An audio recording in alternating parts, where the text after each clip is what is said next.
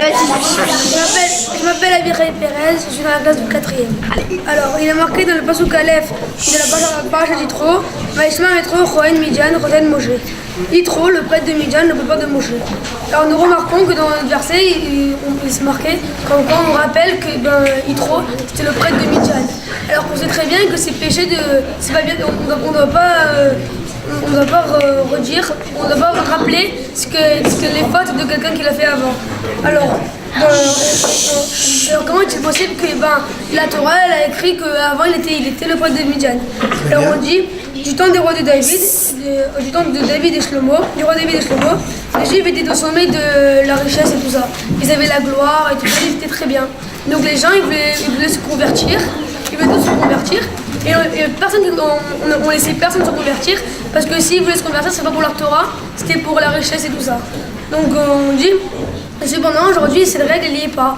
Genre celui qui veut se convertir, il peut se convertir, nous on lui rappelle. Comme quoi en fait, aujourd'hui nous on est un peuple qui est haï, on nous abat, on nous frappe, genre on se fait mépriser. Alors s'il veut quand même se convertir, alors on le laisse. Alors on dit comment se fait-il que Shlomo ait converti la fille de Pharaon avant de l'épouser? Alors nous venons d'expliquer qu'à son époque on n'acceptait aucun converti. Comment ça se fait qu'elle allait se convertir? On a dit que en fait, comme la fille de Pharaon, elle avait été dans l'un des plus beaux palais d'Égypte, et donc elle était très bien, elle avait la belle vie, elle était bien habillée, elle avait bien d'argent et tout ça. Donc si elle voulait se convertir, c'était pas pour l'argent, elle était déjà assez bien comme ça. Donc elle était tranquille pour se convertir, donc celle-là on pouvait l'accepter. C'est pareil pour Yitro. Yitro il était très bien, il était bien quand il était près de Midjan, il avait un haut grade et tout ça. Donc s'il voulait se convertir, on pouvait le laisser suivre. Bravo.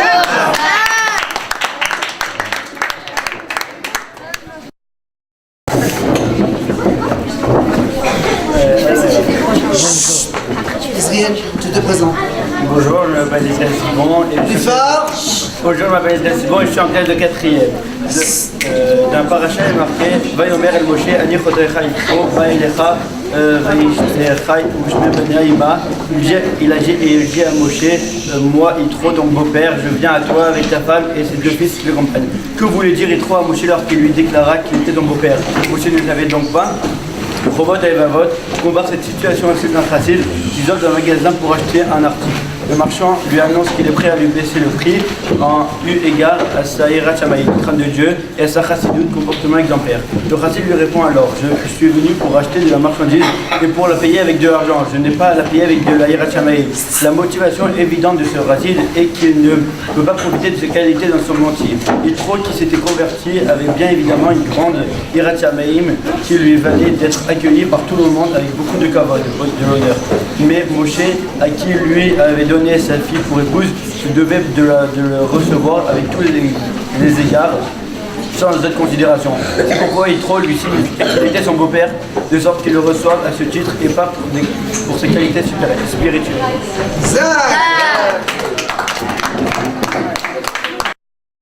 Quand Yitro, Tu m'excuses, je recommence. je suis en classe de 5e et je m'appelle Youssef Lili.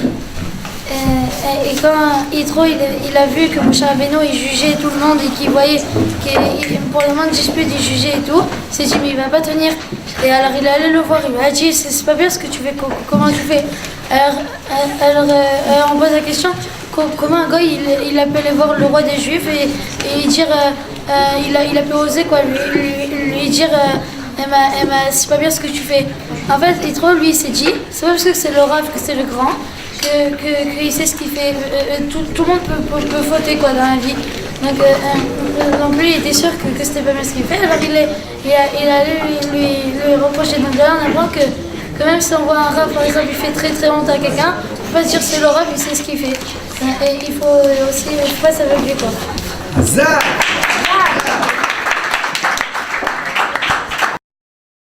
On écoute, allez, présente-toi. Alors, je m'appelle Noamatou. Pardon, je pas entendu. Je m'appelle Noamatou, je suis en classe 5e. C'est écrit dans la paracha les deux noms des enfants de Moshe. Le premier est Gereshon, car Moshe était étranger dans une terre étrangère, c'est-à-dire la terre de Yitro. Le deuxième, Eliezer, car Dieu a sauvé Moshe de l'épée de Paro lorsqu'il a tué l'Égyptien.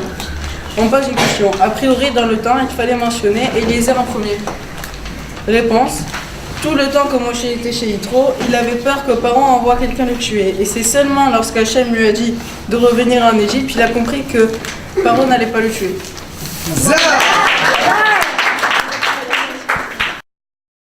Des cris comme au football, c'est tout. Bonjour, je m'appelle Mendet Mamlat, je suis en classe de 4e. Alors la première parole d'Hachem fut Anochi Hachem Elokira, Asher Otitira Meretz Mitzrayim. Je suis Hachem, votre Dieu, qui vous a fait sortir d'Égypte. Les commentaires posent la question suivante. Pourquoi Hachem n'a-t-il pas dit Je suis l'Éternel ton Dieu qui a créé le ciel et la terre N'aurait-il pas été plus juste de rappeler le grand miracle de la création du monde dont la matière venait du néant? Rachi explique que les mots Asher Otitira Meretz Mitzrayim, je vous ai fait sortir d'Égypte, viennent expliquer pourquoi les bénis d'Israël arrivent-ils à recevoir la Torah et la royauté d'Hachem. Car dans le passouk il est dit Keda Aï Aoti Shiteem Meshua Jimli, la sortie d'Égypte a un but que vous soyez asservis à moi. Bien que le commentaire de Rachi soit exact, les Mefarshim ne l'acceptent pas, car les mots Asher Otitira Meretz Mitzrayim, je vous ai fait sortir d'Égypte, sont davantage la suite logique du début du verset, c'est-à-dire de quel Dieu parlons-nous, celui qui vous a fait sortir d'Égypte, et non sur une explication à part entière. Le rabbi apporte l'explication suivante. Briat Taolam, la création du monde, elle s'est faite par le biais et la grâce de Shem Elohim, ça veut dire d'Hachem.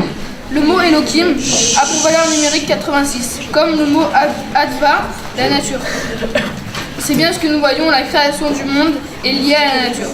Par contre, la sortie d'Égypte s'est faite par le dévoilement du nom d'Hachem, qui définit un dévoilement au-dessus de la nature. La Haggadah le dit, Nigla Aleem, Meler Malchem Lachim, Akadosh Vegeulam, Hachem, toute sa grandeur qui se dévoile en Égypte, c'est pourquoi, lors du don de la Torah, il est écrit Anochi Hachem Elokira. Nous mettons l'accent sur le dévoilement d'Hachem, un dévoilement qui est au-dessus de la nature.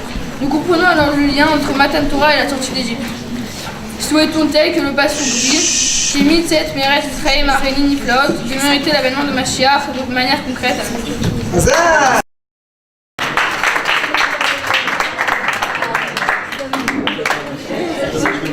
Allez, monsieur Shlomi, bravo. Monsieur Shlomi, vous êtes trouvé ici. Oui, c'est bon, président. Bravo. Allez, les garçons. Je m'appelle Shlomi Assoudine, je suis en classe de 6e. C'est marqué dans la paracha, gardez-vous de monter sur cette montagne. Gardez-vous de monter sur cette montagne ou de toucher ses extrémités. Quiconque touchera mourra. Le Rav Israël dit qu'Hachem nous a mis des limites tout autour de la montagne, car c'est pour nous montrer que la montagne était kadosh, car c'est sur elle qu'Hachem a donné la Torah. Le Rav Israël rajoute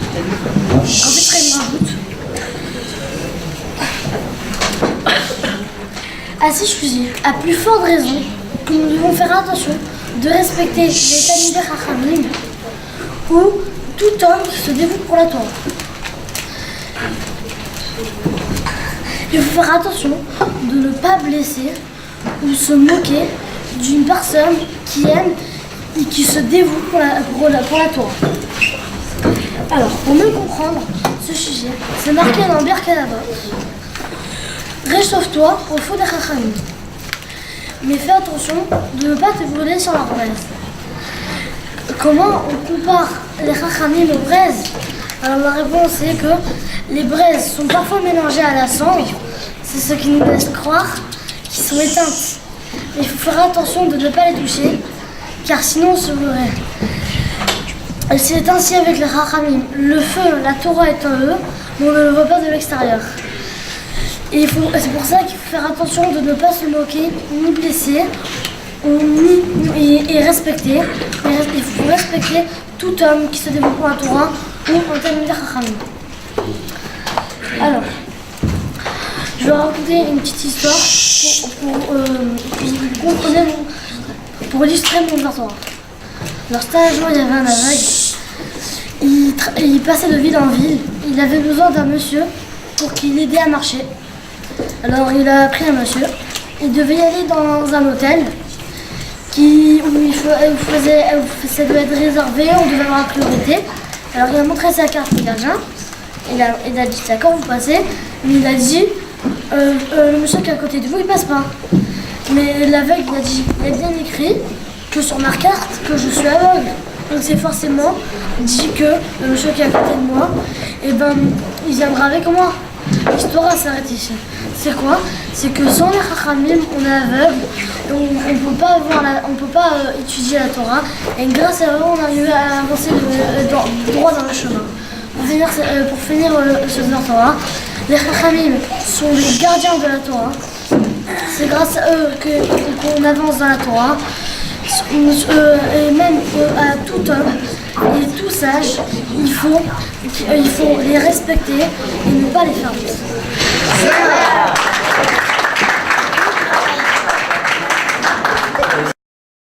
Attends, tu recommences, j'en ai pas entendu. Bonsoir, je m'appelle Diane, je suis en classe de 5e. En fait, on dit que tous ceux qui s'énervent, c'est comme s'ils fait la Vodazara. Alors, on amène une preuve qui dit que dans le pasuk, l'eau tassel et rapesel, si on prend les deuxièmes lettres des mots tassel et rapesel, ça fait le mot casse. Casse, c'est la colère. Donc, on voit que celui qui s'énerve, c'est comme s'il fait la Vodazara. Fait, c'est bien. Comment tu te présentes? Alors, je m'appelle Eliel Marteau, je suis en classe de 6e. Alors, en l'honneur de cette Seudat Yitro, je voudrais remercier tous les professeurs, tous les enseignants et surtout mes parents qui m'ont inscrit dans le Cheder Kalsel. Alors, mon devoir Torah portera sur tu ne convoiteras pas. Dans la Torah, il y a un passage qui dit tu ne convoiteras pas la maison de ton prochain, tu ne convoiteras pas la femme de ton prochain, tu ne convoiteras pas son esclave, sa servante et tout ce qui lui appartient. La Torah nous interdit donc de convoiter dans notre cœur. À première vue, c'est extrêmement difficile de maîtriser notre cœur, ses pensées, son esprit. Le Ibn Ezra explique dans son commentaire. Les gens s'interrogent sur cette mitzvah. Comment ne pas convoiter son prochain? On peut maîtriser son corps, on peut maîtriser ses oreilles, on ne peut plus entendre en les bouchant avec le tendon, on peut ne plus voir en baissant ses paupières, on peut ne plus parler en fermant sa bouche, mais c'est extrêmement difficile de maîtriser son cœur. Alors le Ibn Ezra, il explique par un machal, si un paysan, il va voir la fille du roi, il ne va pas lui venir à l'idée de convoiter la fille du roi. Donc, par ce machal, on voit que comme le paysan, c'est impossible qu'il s'approche de la fille du roi, donc pour nous, ça doit être la même chose. On doit penser que chaque chose, tout objet qui n'appartient pas à nous, doit être inapprochable. Ainsi, Hachem nous donne l'ordre de considérer toute possession de notre prochain.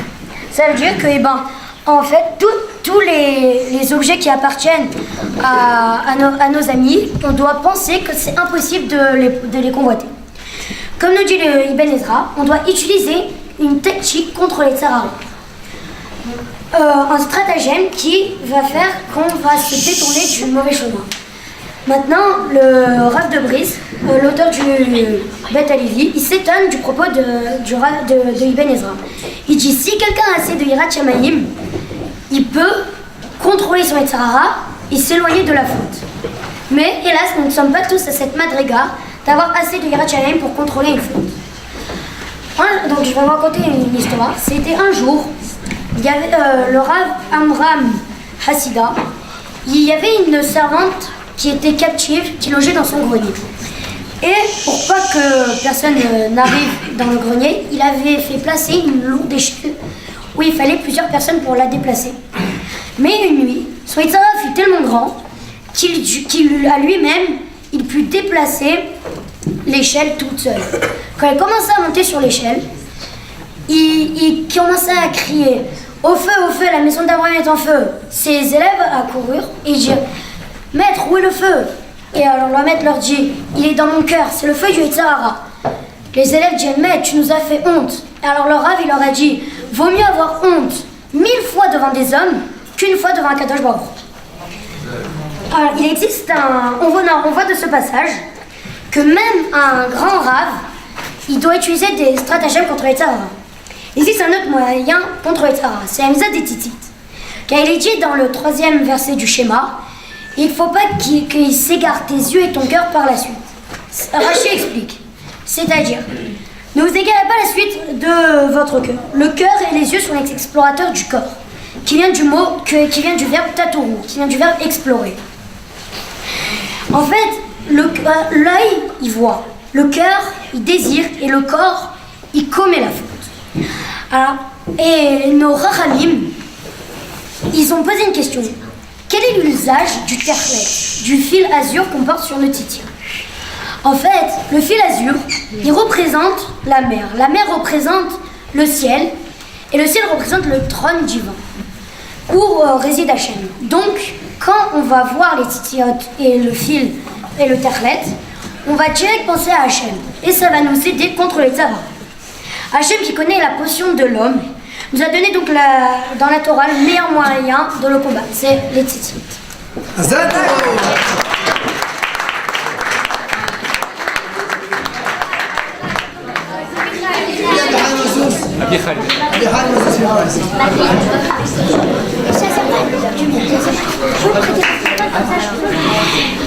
Bonjour, je m'appelle Abichaï Mazouz. Non, j'entends rien du tout. Alors là, Bonjour, je m'appelle Abichaï Mazouz, je suis en classe de 5e. Dans la paracha Yitro, Hachem dit à Moshe, l'air red valita, va, descend et monte. Comment on peut descendre alors qu'il était déjà sur le sol? Alors, car dans le Zohar, il est écrit celui qui est petit ici, il est grand en haut, et celui qui est grand ici, en haut, il est petit. Alors, ça veut dire que celui qui est modeste, petit ici, en haut, il sera grand, il sera honoré. Et celui qui est grand, qui est orgueilleux ici, en haut, il sera petit. Ça veut dire que Hachem, il dit à Moshe, fais-toi ici petit, comme ça, en haut, tu seras grand.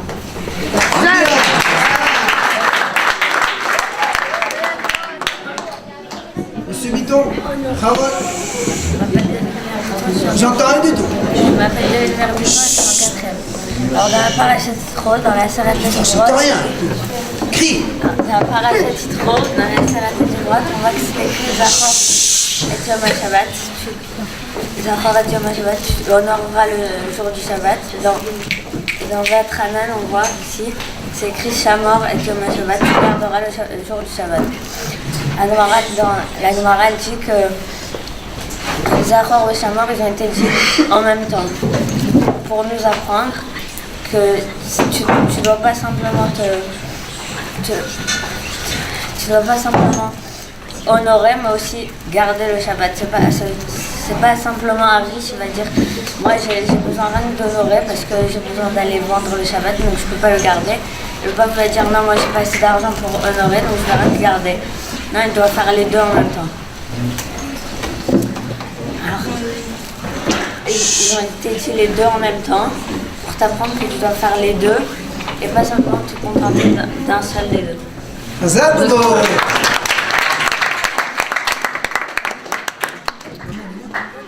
Il est pas là.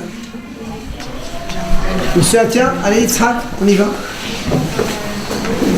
Tu te présentes s'il te plaît Yitzhak. Bonjour, je m'appelle Yitzhak Atia. Un peu plus fort serait bien aussi. Bonjour, je m'appelle Yitzhak Atia, je suis classe de 5e. Et mon discours, ça va être sur l'honneur des parents. Alors, dans la Gemara Kedushin, on raconte qu'un jour, la mère de Rabbi Tarfon, elle a été au Beth Midrash devant les Chachamim pour leur dire que en fait, son fils il fait hyper bien Kibud Avaim et tout, et de faire des louanges. Tellement que lui, même malgré sa grandeur, il se mettait à quatre pattes pour que sa mère ait monté dans son lit. Alors les Chachamim ils ont répondu que tout ce qu'il fait c'est rien par rapport à ce que la Torah est de l'homme. Alors on pose une question. C'est bizarre l'attitude des Chachamim vis-à-vis de Rabbi Tarfon qui disent que c'est rien par rapport à la halakha. Alors la réponse en fait c'est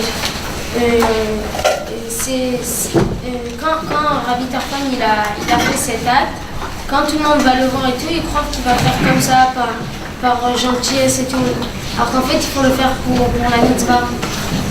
Donc les Chachamim c'est pour ça qu'ils ont dit que la mère en fait elle a vu par gentillesse, pas pour la mitzvah. En fait il fallait qu'elle parle du Zach, c'est bien. Allez, Ménachem, montez-vous. Hein? Qui n'a pas parlé encore? Allez, donne sa main. S'impatiente.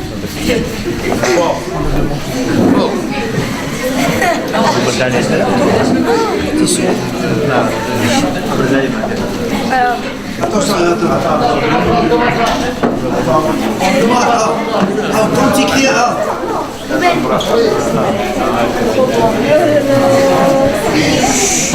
dis-moi, vas-y, bravo. Plus fort, j'entends rien. Bonjour, je m'appelle Ruben Amar, je suis en classe de 4e. Alors il a écrit Vaishma Yitro Kohen Midjan et il a entendu Yitro. Tout le monde a entendu ce que Dieu a fait. Alors on dit que Yitro, il n'a pas fait que entendre. Il a entendu et il s'est renforcé dans la Torah. Alors on dit qu'il a eu le mérite d'avoir quoi dans sa paracha? Il a eu le mérite d'avoir les 10 commandements. Alors on dit Yitro que c'était un grand prêtre. Alors c'est comme si on disait que François Ier maintenant, il se convertissait. Comme si qu'il y avait la troisième guerre mondiale. Alors on dit qu'il a eu le mérite d'avoir les 10 commandements. Alors on dit que deux mots de la dernière paracha, les 2 derniers mots, c'est mis d'ordre de génération en génération. Et on dit Vaishma Yitro et il a entendu Yitro. Alors qu'est-ce qu'on fait de là? On apprend que de génération en génération, on fait Seudat Yitro. Fait.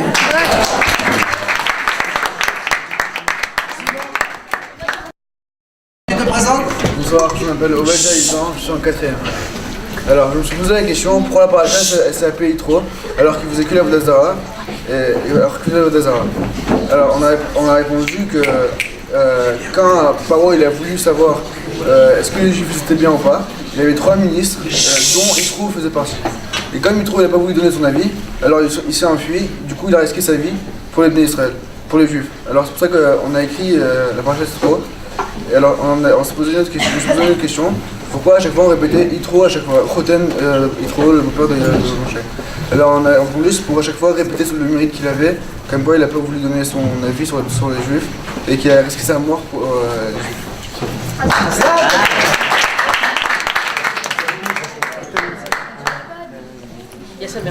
Hein? Allez, prends. Allez, monsieur Nathanaël Zawi, Bchavot, tu te présentes. Tu te lèves. Bchavot, merci. On se présente. Bonjour, je m'appelle Nathanaël Zawi, je suis en classe de 4e. Alors, dans la Torah, une question se pose. Pourquoi Hachem, quand il a libéré les Béné Israël, il ne leur a pas donné la Torah tout de suite quand il a libéré les Béné Israël? Il a attendu 7 semaines pour leur donner la Torah. Alors, pour cette question, on peut répondre avec un machal. Une fois, il y avait un élève, il était malade, et une fois guéri, le rav de l'élève dit à son père, pourquoi ça y est, pourquoi tu n'envoies pas ton fils à l'école? Parce que ça y est, il est malade. Le père, il est guéri. Il lui a répondu, mon fils il est guéri mais il est encore faible, il a besoin de 2 ou 3 jours de convalescence. Alors le Nimshal ici, c'est que les Béné Israël, une fois sortis d'Égypte, ils ont eu besoin d'une période de convalescence.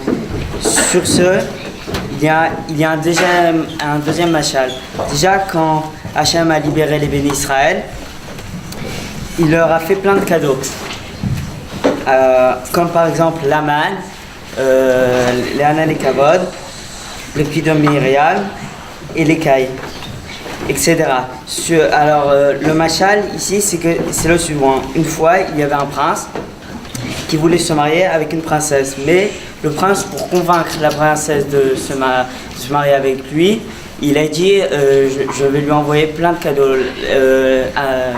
Dans chaque endroit où elle allait, il lui envoyait des cadeaux. Il lui envoyait des cadeaux. Et après, une fois le prince il lui a demandé à la princesse s'il voulait se marier, et elle a accepté. Alors ici le Nimshal, c'est que quand les Béné Israël sont sortis d'Égypte, Hachem leur a offert plein de cadeaux et il leur a donné la Torah. il leur a demandé s'ils acceptaient la Torah. Ils ont dit oui.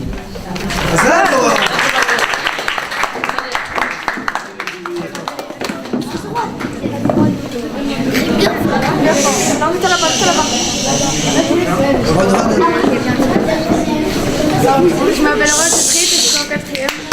Attends 2 secondes, les 5e, on vous demande un peu de silence, d'accord? Je m'appelle Rose Trit et je suis en 4e. Alors dans la paracha Yitro, il y a écrit les 10 commandements et dont un c'est tu respecteras ton père et ta mère. Et le respect des parents, c'est une des seules mitzvahs dans la Torah où c'est écrit la récompense. Et c'est écrit que tes jours ils seront rallongés. Et il y a une autre mitzvah aussi que c'est écrit la récompense, c'est le Shiloh Haken, quand on prend la mer, on la dépasse et on prend ses oisillons, on va les prendre. Et il y a écrit aussi, c'est une des seules mitzvahs aussi où il y a écrit la récompense, et aussi les jours ils sont rallongés. Alors on pose la question, comment ça se fait que le Kivud Abaim c'est une mitzvah qui est très dure, alors que Shiloh Haken c'est une mitzvah beaucoup plus facile et on a la même récompense. Alors on rapporte une parabole pour ça. C'est un roi, il est allé voir 3 serviteurs, il leur a dit voilà, chacun vous allez vous occuper d'un arbre dans mon jardin et après je vous dirai votre récompense. Là je ne vous dis pas. Ils sont allés s'occuper, les 3 ils sont revenus. Et le premier lui a dit de quel arbre tu t'es occupé? Il lui a dit celui-là. Il lui a dit celui-là c'est un oranger. Tu auras un demi-douze. Il lui a dit toi quel arbre tu t'es occupé? Il dit moi je suis occupé de celui-là. Il dit celui-là c'est un citronnier. Tu auras un zouze. Il dit très bien. Et il lui dit toi de quel arbre tu t'es occupé? Au troisième il dit moi je suis occupé de celui-là. Il dit celui-là c'est un olivier, c'est un arbre super. Tu auras 200 zouzes. Alors les 3 ils lui posent la question comment ça se fait que tu nous as que vous nous dites voilà 200 jours alors que nous 3 on a travaillé très dur. Et alors d'ici je vous aurais dit la récompense avant, est-ce que vous aurez occupé des autres arbres et que de l'arbre de l'olivier? Les 3 ils ont répondu non, on s'est occupé que de l'olivier. Alors on rapporte aussi ici que comme si il nous aurait dit la vraie récompense du Kivud Abaim, on se serait occupé que du Kivud Abaim. Mais aussi, il faut s'occuper, il faut mettre de la peine pour le Kivud Abaim, mais la récompense elle sera beaucoup plus grande dans le monde futur que pour le Shiloh Haken.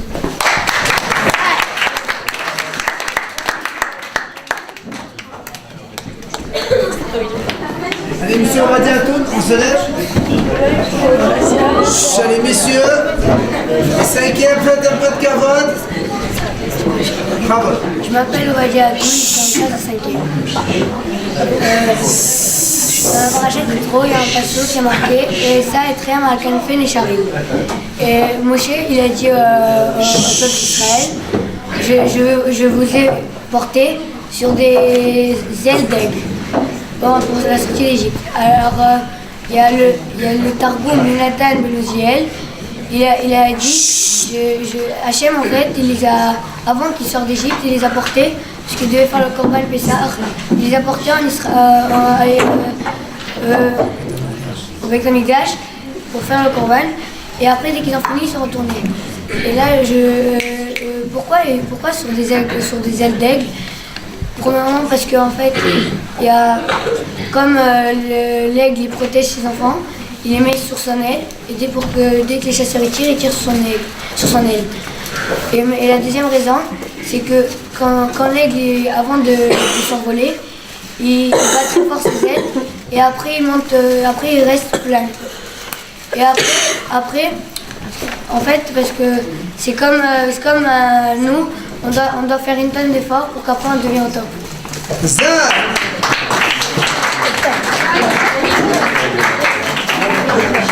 Allez, monsieur Liao, bravo. Un peu de silence, messieurs.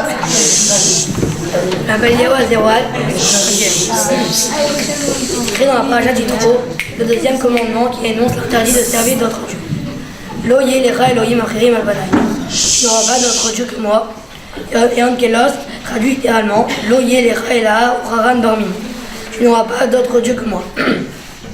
Par ailleurs, on retrouve ce même interdit d'Avodah Zara dans le Sefer Devarim.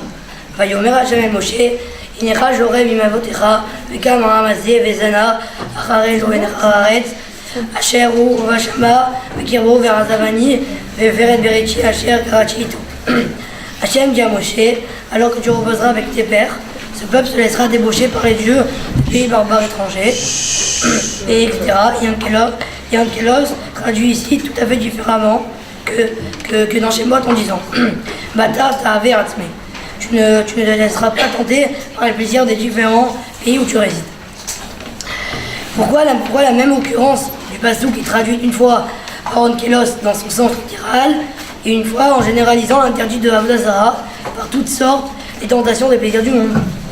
Rav Yitzhak Ner explique qu'à Matan Torah, les Bnei Israël n'ayant pas encore fauté par l'intermédiaire des Meragelim et étant tous unis, leur seul interdit est basé sur le fait d'être tirés par d'autres dieux. Mais plus tard, alors que les Bnei Israël seront éparpillés par les nations, du fait qu'ils ont montré du mépris pour être Israël, c'est là que la menace de succomber aux tentations des plaisirs du monde devient un véritable danger pour le peuple juif. À nous de savoir protéger de toute forme l'attirance du monde et ainsi d'éviter de transgresser le deuxième commandement, l'Oyel, Chayel, Marim, Al-Bana. C'est bien. Alexandre. Allez, monsieur. Attends, Israël, s'il te plaît. On se calme, on écoute d'abord Alexandre. Je m'appelle Alexandre, moi je suis en classe de 5e. Alors on va dans... Je m'appelle Alexandre, moi je suis en classe de 5e. On voit dans le deuxième commandement, il y a écrit tu n'auras pas d'autre Dieu que moi. Et il y a aussi écrit tu ne serviras pas des idoles, tu ne feras pas des idoles et tu ne prosterneras pas devant des idoles. Pour montrer la souffrance, on raconte une histoire. Un jour il y avait une famille. Il y avait une famille qui était très souffrante. Et un jour ils sont allés voir un rave et ils lui ont demandé pourquoi on est souffrant. Et le rave lui a dit regardez dans votre maison si vous n'avez pas des idolâtries. Ils ont cherché, ils n'ont pas trouvé. Pessah il arrive et il cherche partout et il trouve en dessous le lit du bébé une croix. Et chaque fois que la mère se baissait pour prendre le bébé, elle se prosternait. Et depuis ils ont enlevé depuis et ben, ils étaient plus souffrants. Ça, c'est bien. Allez, on écoute Menahem. Kavod. Les garçons, on fait Kavod à son copain, on écoute. Mendele Ovadia et Esriel, s'il vous plaît. Je m'appelle Menachem Matia, je suis en classe de 5e. J'ai envie de dire un petit mot sur la paracha Yitro. Alors on a vu que quand Yitro il s'est converti, et tout le monde l'a accepté par le judaïsme. Alors comment on pouvait savoir que Yitro il s'est vraiment converti du fond de son cœur? Personne ne peut savoir ce qu'il a dans le cœur, sauf Hachem. Alors en fait, on répond qu'il y avait, pour le Bnei Israël, il y avait un test, c'est que autour de leur camp, il y avait une colonne de nuée et il n'y avait que ceux qui avaient un cœur pur et qui voulaient vraiment étudier la Torah qui pouvaient rentrer. Et le Rébar, par exemple, il était en dehors parce qu'eux, ils ne voulaient pas faire ça. Et quand Yitro il est arrivé, les colonnes de nuée se sont ouvertes, donc Moshe il a montré que Yitro il n'est pas venu juste pour la gloire, mais il est venu aussi que pour la Torah. C'est bien.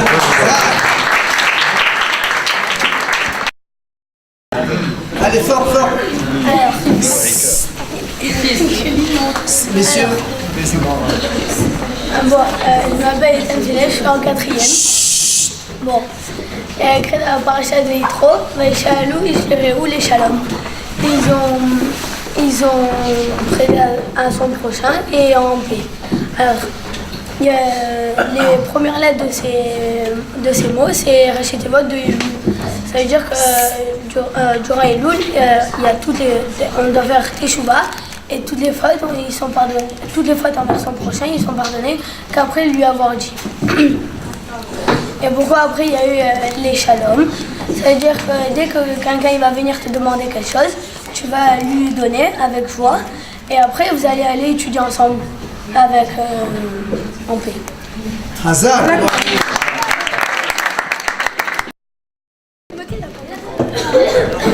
Allez, on termine, messieurs. Il reste quelques-uns encore.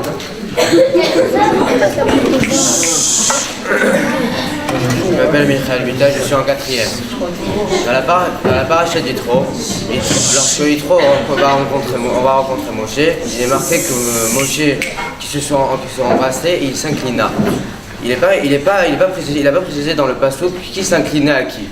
Et alors la réponse est c'est évident que c'est Moshe qui s'inclina vers Yitro, parce que Moshe il est marqué qu'il faisait une taille de 5 amot, alors que Yitro il avait une taille de quelqu'un qui était normal de 3 amot. Donc c'est évident que c'est Moshe qui va s'incliner vers Yitro. Ensuite, ensuite lorsqu'ils ont commencé à parler, les péripéties et tout, on voit qu'on est marqué que Moshe il a raconté à Yitro tous les miracles, tous les nissim qu'Hachem a fait au Bnei Israël. Alors on pose la question suivante.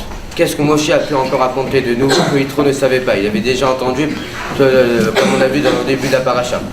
Et en plus, juste après, il est marqué que Yitro, il a dit « Baruch Hashem Shetzil Etrem » soit béni Hachem qui vous a sauvé. Alors pourquoi il a dit ça que maintenant et pas à Midian lorsque les gens lui ont raconté déjà les miracles? La réponse est la suivante. Lorsqu'on entend les paroles, les nissim d'un élève, c'est pas la même chose qu'on entend dans les paroles d'un rabbin. Lorsqu'on entend de quelqu'un de normal, bon, c'est beau, c'est formidable. Mais lorsqu'on entend de quelqu'un qui a, même Moshe, c'est lui-même l'intermédiaire d'Hachem qui a fait tous ces miracles, c'est encore plus émouvant, il admire plus la chose.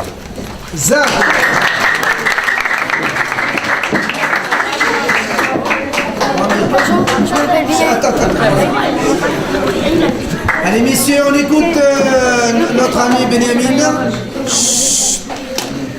Bonjour, je m'appelle Benjamin Assoun, je suis en 4e. Alors, c'est l'histoire de l'Admour, le Rabbi Yitzhak Meir de Gros. Une fois, il enseignait à ses élèves, il enseignait à Gemara, et à la fin, il leur demande s'ils ont tout bien compris. Alors, ces élèves, il y avait personne qui avait compris, ils lui disent tous qu'ils n'avaient pas compris. Alors là, il se tourne vers son fils, qui était un des élèves, il se tourne vers son fils et il lui demande « Et toi non plus, tu n'as pas compris ?»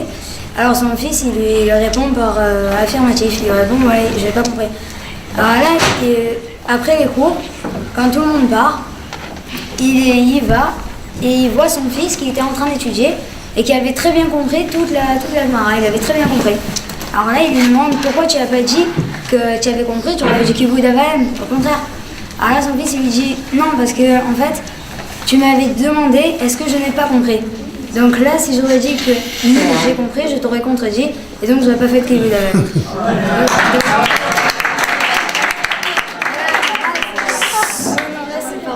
Là, la morale, ça me donne en reste. Je m'appelle Yatan Lefik, je suis en classe de 6e. Alors, dans la paracha, il y a écrit Vechol Ha'am Roem et Takolot. Et tout, le peuple, il voyait les voix. Alors, Rashi, il dit comment se fait que le peuple, il a vu les voix, alors que normalement, c'est impossible, on ne peut pas voir les sons. Alors le Rav Chaim le Brit, il dit une explication dessus. Il dit à ce moment-là, tout celui qui voulait faire une description matérielle, ben c'était beaucoup plus dur, il fallait donner beaucoup plus d'explications pour que la personne elle comprenne. Alors que au contraire, si vous voulez donner une description spirituelle, il y a besoin de beaucoup moins d'explications pour que la personne elle comprenne. On veut que comme c'était un Matan Torah, on veut que Matan Torah c'était beaucoup plus facile de comprendre ce qui est spirituel.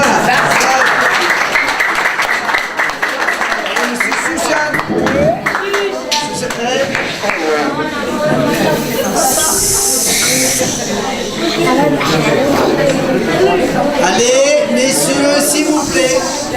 Bonsoir, je m'appelle Michel Pérez. Je suis en classe de 6e. Ce soir, je vais vous raconter une histoire qui relate la force de la volonté, même pour une chose presque impossible. Il était une fois une femme qui n'arrivait pas à avoir d'enfant. Elle avait entendu qu'il y avait le Maguide de Midrich, un fameux élève du Baal Shem Tov, qui faisait des prodiges. Elle se renda chez lui et lui demanda d'avoir un fils. Il lui demanda 250 000 pièces d'or. La femme réfléchissa et rentra chez elle et lui emmena la moitié ou le quart de la somme qu'il avait demandé. Le Rav lui répondit Je suis désolée, mais j'avais demandé 250 000 pièces d'or et pas un centime de moins. La femme s'est mise en colère et lui dit ça, mais de toute façon, ça sert à rien, je ne vais pas avoir d'enfant. Mais alors je vais aller prier chez Hachem pour avoir un enfant. Elle est partie prier Hachem, elle a eu un enfant. On apprend de cette histoire, c'est malheureusement qu'est-ce qui se passe de nos jours, que nous on se tourne vers l'être humain, mais c'est le contraire, on doit se tourner vers Hachem.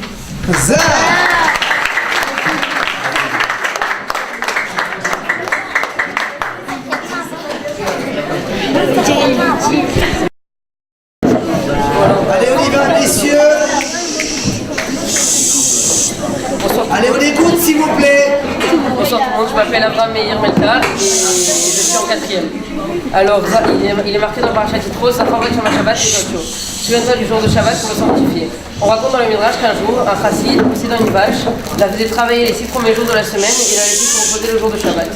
Un jour, à la suite des difficultés pécuniaires, cet homme vend sa vache à un non-juif.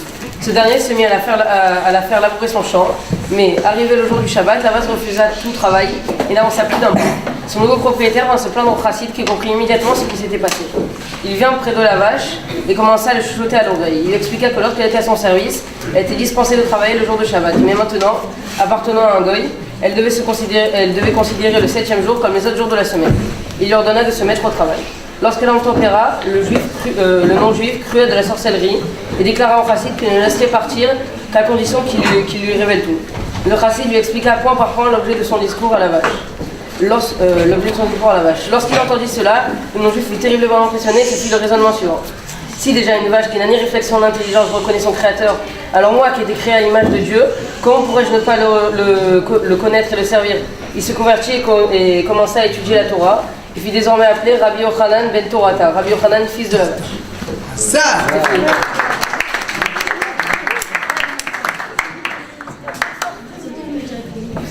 Bonsoir, je m'appelle Yannou, je suis en 4e. Alors, dans la paracha de Yitro, il y a 10 commandements. Dans les 5 louchot de droite, c'est écrit les choses en rapport avec les 5 louchot de gauche. Alors, dans le premier commandement, il y a écrit Anochi Hashem Elokecha. C'est en rapport avec, dans l'autre partie, qui dit tu ne tueras pas. Alors, et c'est en rapport parce que si quelqu'un sait qu'il y a un Dieu, il ne va pas tuer personne parce qu'il y a une Neshama dans tout le monde.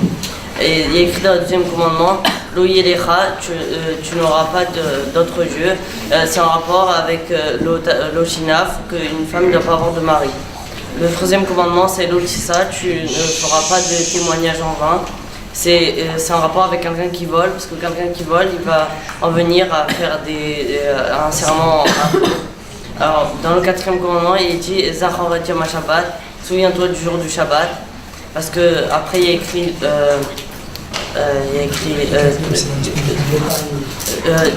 tu ne dois pas convoiter, tu ne dois pas faire un faux témoignage, parce que celui qui fait un faux témoignage, après il va devoir, il va casser une alliance, hein, parce que dans le Shabbat il y a une alliance. Après le dernier commandement c'est tu honoreras tes parents, c'est un rapport avec convoiter, parce qu'il ne faut jamais plus convoiter que ce qu'il y a chez ses parents.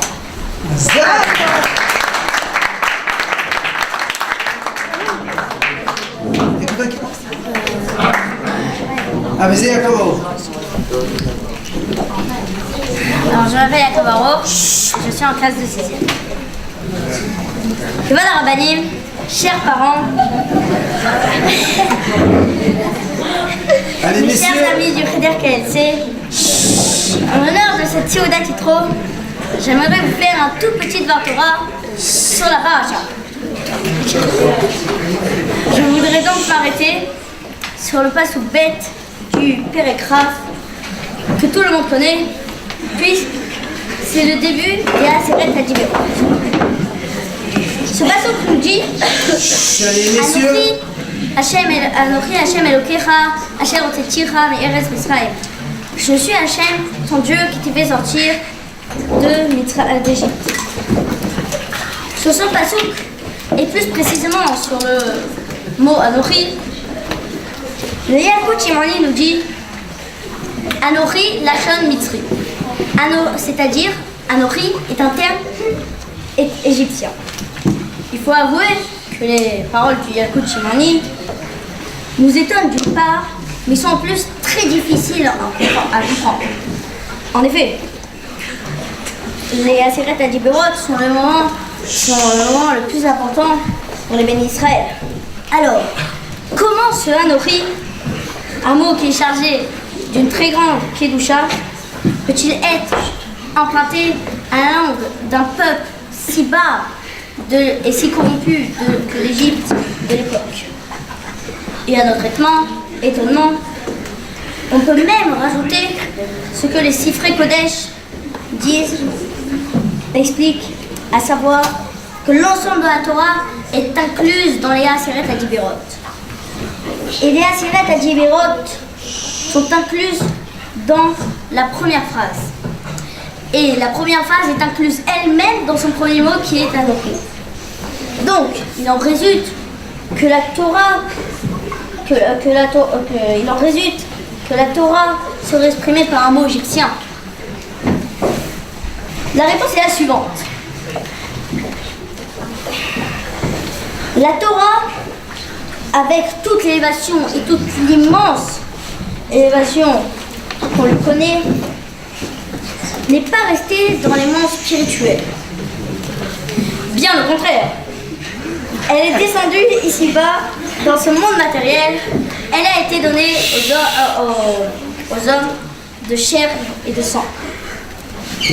Donc le but de la Torah n'est pas de se maintenir dans la spiritualité la plus haute avec les créatures célestes et les anges, mais bien au contraire, de descendre jusqu'en Égypte et de transformer l'obscurité en lumière. Avec la force de la Torah, il est possible de transformer ce monde corrompu et d'accomplir la volonté.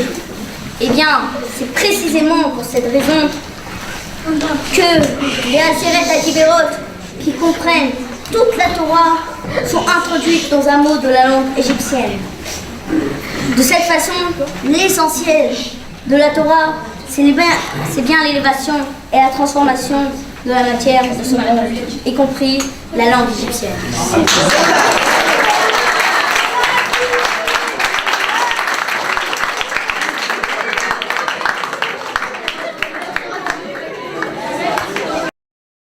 يقسم التراث مش بال شعور تراث وشومية شي متبراث لو يسيم على شوم حولي شوم محلا كي بري يموي بري مي بنادم كنت بكل أفلو بات حالات بريات أولاد بريشيت بريوت شي متبراث رتاك كنت بكل شي مازال يبري بلي بريوت يبشى لعبود الشيب يبشى للموت لكن أنا محيل لي كلام شايو بريهين حيي بقيامين كون أوريم يا إلهيم برنسات الله وإصلاحا وإعراب إفراد يا يلو كوح للبيت دوك مدرستي مثبت إلا يا يتام كمو يعقوب يشتام يسيبوا عليه توراة ومحيين هذا الشيء مش عطو بايميت زي بالليم دمعوت ميروبش محا شيء تجيد ولا ما بايميت زخارك يتروك نحن قرروا الشراء شمع ميمر جازو أبال جترو شاملين دي لوقال طريق لبولي دقيق طريق ليوتي يودي هنا تنقم يتصوت زيك واحد من أدام لو راكبوا بالتراب حرق زوري خوتا تاريخ لدموت تراب ليوتي رسالان كيموشي ناتان التعيطوت نمشربين ومالو نابول تبول وانسان بعد يومين جاء مرات تاريخ عزريا شيء يعذر له بشيء نيلو يجاو لا يسلم أذان بنادان طريق أذان الكوح كوح الدكتوراه بنادان في باتسات التعاون ومريبتو سياه أذان الكوح الدكتوراه وبريهوس بنادان يجيدوا قشيني بزيزي بنادان تاريخ لداد أفلو موتسيو تساو دكتوراه يمرم الكل متسري حوس متسري تومير تسابس الأداء أبال تراب شباك رسحودش يمين طوبين زي كما شيطان متصي شي بتلقى كفول وكفول ولكن كل بني آدم من منه تاريخ لحزيق تلمود الزي بيت الليلة يسلانوا سبحاك دولا وعليهم مير التيم محزيقين نورك كونها عير شتيدعو سخوط تلمود تراب كونها عير لك بسخوط أيلا دي بيلي وفراز عم يسرح يا رسول اللي فريقها شنو هينو تقبل 30 شكلان يصلحوا وتدين شهير وبيرا يمين امين.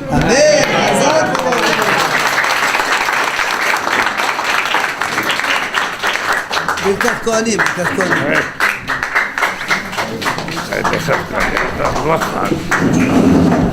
Ils vont vous faire Birkat Kohanim à tous, et tous les enfants. دبير هارون وهارون كوتي برخو اتبيني إسرائيل هامور لهين خليم ممرين مزي لهين شيمس براخ أمار لعام إسرائيل التيم قدسيم لي كيموشي حتى أميرة أس قدوسة لي قام لهين هاري لي مقدسيم إسرائيل مقدسيم لي مماش ولكن تعبوا عليهين وعليهين كل برخوت هيلي يباريخا خادوناي ويسميريخا يا إير أدوناي بناوي ليخا وحنكا الساعة أدوناي بناوي ليخا ويسيم ليخا سلام ساموت شميع بإسرائيل وهذا إبراهيم ليدعس شبرخات كوانيم يسبس السيم أوتيوت زي ما شعب كتوب بيصير سرير سسيم جبوريم من الهماء مازي جبوريم السسيم او تيوتا عيلي برخات كوانيم بالهدان ببوكر شومية فلاح ولوم يدبير ومقصيب لهيم ومريم حكميم بالليل في العدام يسلو يزربعيا يا بالليل بيهرعير تسيلس له ويعني امين وبرخو برخصيبو على سلوش تبسوقي بعيلي وهذا السيم يتلو برخاء ويبقى سوتاو يتقبلوه قال يا رسول شيء كلانو شيء بيقبل مرخصينه امين جزاكم الله.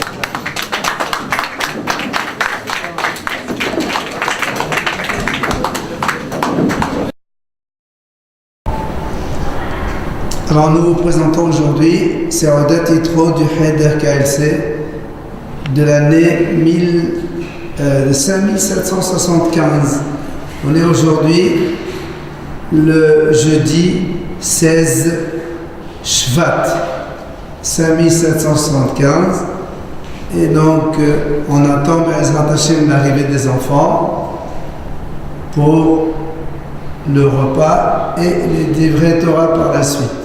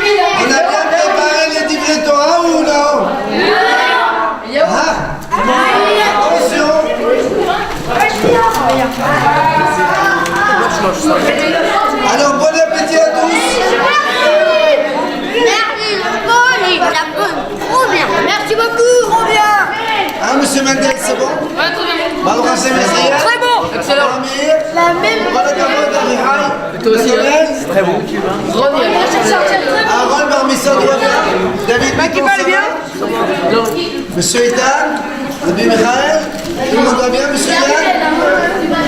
Très bien. Ça va, Ruben? Et Véron, ça va? Dans la cavotte. Alors, Rabbi Michael, tout va bien? Ça va bon. Baruch Hashem, hein, monsieur Rocher Daniel? Lazare, Alexandre, c'est beau? Et il s'est caché. Ça va? Et la reine? Baruch Hashem? Ah, monsieur Ovadia, qu'est-ce qu'on pense? C'est très bon. Safran, ça va? C'est excellent. Les Jaïs, c'est bon? Eliao? Ethan, Hachem, et Raphaël? Yosef, ça va? Arvato? Et Noam Cohen, qu'est-ce qu'il dit? Baruch Hashem? Bravo, répète. Je m'appelle Moshe Daniel Zarvim, je suis en classe de 5e. Vas-y, bravo. Alors, notre paracha nous parle d'un événement capital pour le peuple juif, le nom de la Torah. Pourtant, le nom de notre paracha porte le nom de Yitro, qui est le beau-père de Moshe, qui était idolâtre. On comprend donc l'importance de Yitro et on doit en tirer un enseignement pour notre service de Dieu et dans le don de la Torah. Le Zohar, au début de la paracha nous dit que le don de la Torah n'a pu avoir lieu qu'après que Yitro remercie à Dieu et qu'il décida de se convertir. En quoi ceci peut être un enseignement pour nous? Un juif recevra la Torah grâce au travail de son Yitro intérieur, c'est-à-dire au travail qu'il va faire sur son corps et sur son âme animale afin de s'occuper de Kedusha. Dès lors que son âme divine et également son âme animale va vouloir servir Dieu, il pourra alors véritablement recevoir la Torah et réussir. La Torah n'est pas une science. Il faut avoir un mérite particulier procuré par le travail sur soi, par Torah et Mitzvot, et cela y compris au niveau de son âme animale et de son corps, son Yitro. Voilà pourquoi le nom donné à cette paracha est celui de Yitro, car cela est l'introduction qui nous permet de recevoir toute la Torah par Anochi Hashem Elokecha. Cet enseignement qui vient de la Torah elle-même est donc un enseignement éternel et Dieu nous donne la force de l'accomplir.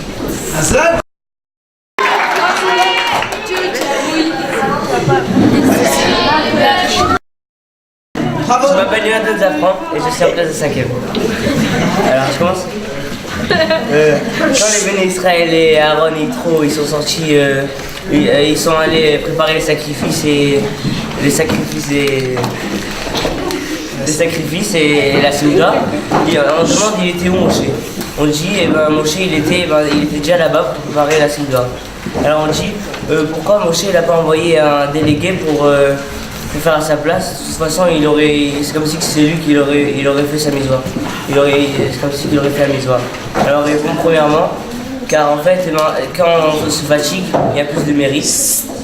Et deuxièmement car pour honorer son beau-père Yitro et quand c'est lui qui prépare, c'est plus beau que quand c'est quelqu'un d'autre qui prépare.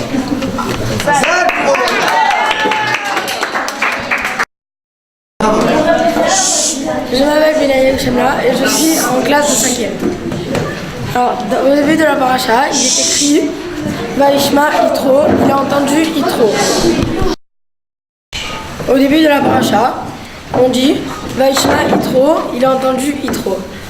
On pose la question, pourquoi on dit que Vaishma Yitro? Il n'y a pas que Yitro qui a entendu, il y a beaucoup de monde aussi qui a entendu.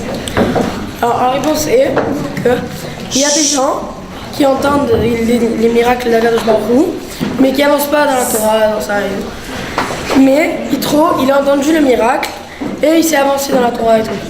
Et comme on dit que pourquoi on dit Vaishma Yitro? On pourrait dire que Yitro, il a vu, parce que quand la mer elle s'est ouverte, ben il y a tous les eaux du monde aussi qui se sont ouvertes.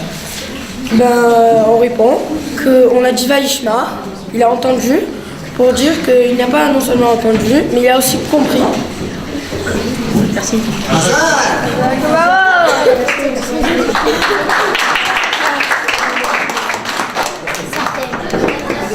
Suivant, messieurs, s'il vous plaît, on se tait.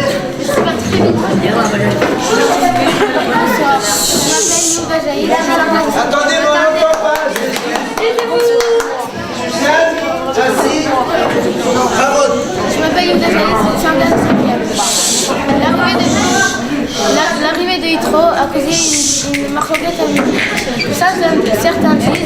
que l'arrivée de Yitro...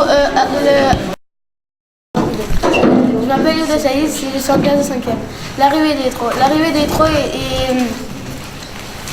de Yitro a causé une marloquette talmudique. Certains disent que Yitro est arrivé avant le don de la Torah.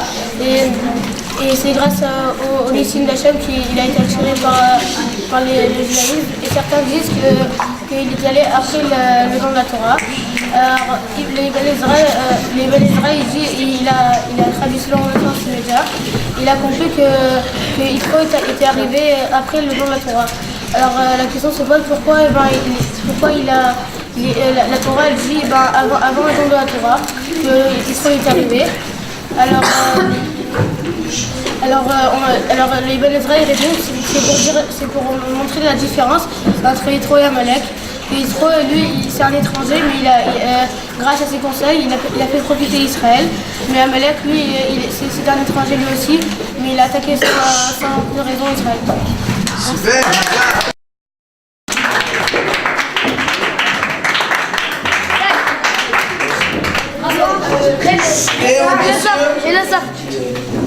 Bonsoir, je m'appelle Ethan Bison, je suis en 5e. Dans Yoma, on a vu que pour être Dayan, il faut être de la tribu soit de Issachar, soit de Lévi. Et pourtant, le Maharsha il demande comment ça se fait que David Amelech il était roi, il était Dayan en même temps, et pourtant il était de Yehuda. Alors le Iyun Yaakov il répond que si on a la solitude, et ben grâce à ça, et ben on peut devenir un Dayan entendu. Ça veut dire que si on est modeste, on peut devenir un Dayan. Alors maintenant dans la parashat Yitro, il y a marqué aussi L'Ota'alot Bema'alot, tu ne monteras pas sur le Misbéach. Si on traduit Bema'alot, ça veut dire faire sa gava. Et le contraire de la gava, c'est la modestie. Donc on apprend de là que même si on n'est pas de la tribu de Issachar et de Lévi, et ben on peut devenir Dayan grâce à la modestie.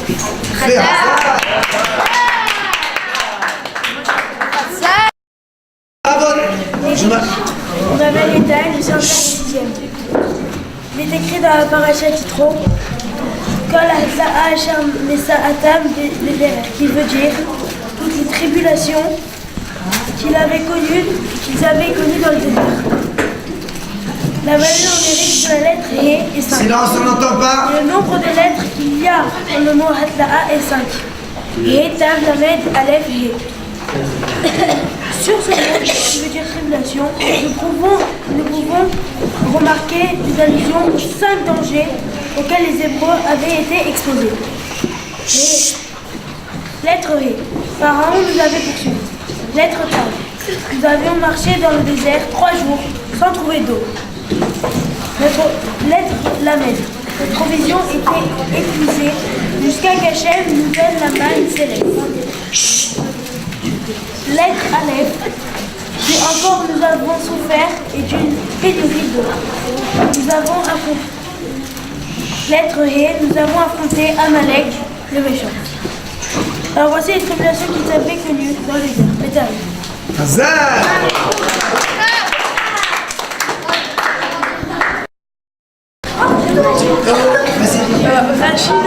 Je m'appelle Noam. Présente-toi. Je m'appelle Noam Cohen, je suis en classe de 5e. Plus fort. Rachid nous dit Yitro avait 7 noms. Reuel, Yeter, Yitro, Hovav, Hever, Kenny et Boutiel. Yeter parce qu'il a ajouté Yata, une paracha à la Torah. Yitro parce qu'il s'est converti et a accompli toutes les mitzvot, on lui a ajouté Hovav à son nom. Le Vav du nom de Dieu, ajouté à son nom, est aussi à mettre en parallèle avec les 6 graines d'orge que Boaz offre à Ruth, en allusion aux 6 enfants merveilleux dont elle sera la source. Représente la forme même d'Israël, le trait droit, liant et conscience, maintien entre le haut et le bas. Je suis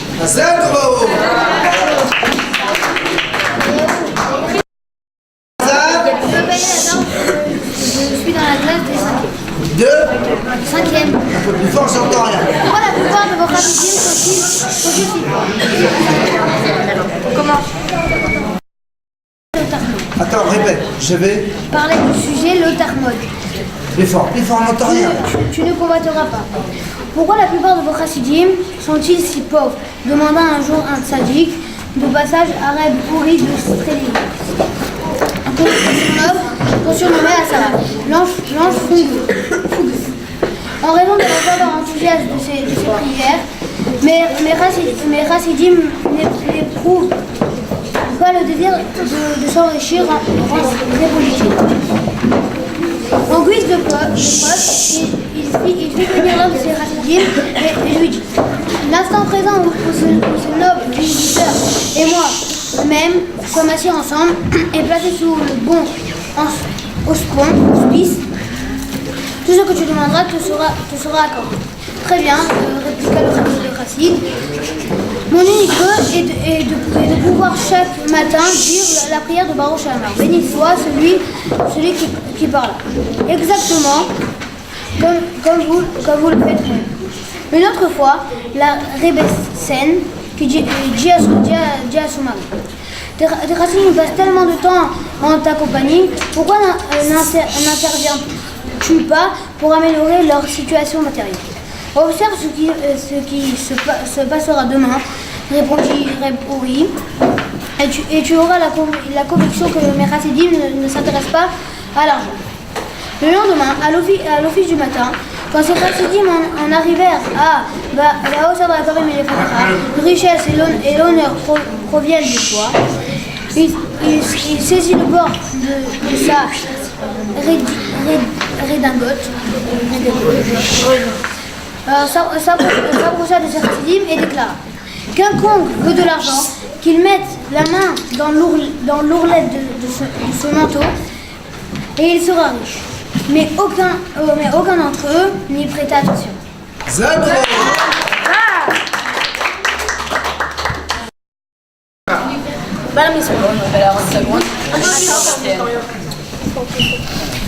Dans la paracha de cette semaine, il y a les 10 commandements.